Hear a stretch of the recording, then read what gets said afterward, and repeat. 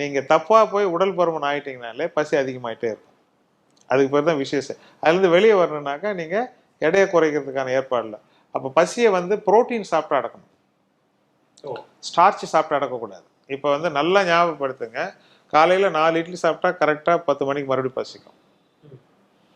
10 மணிக்கு 11 மணிக்கு நீங்கள் பிஸ்கட் சாப்பிட்டா மறுபடியும் 1 மணிக்கு பசிக்கும்.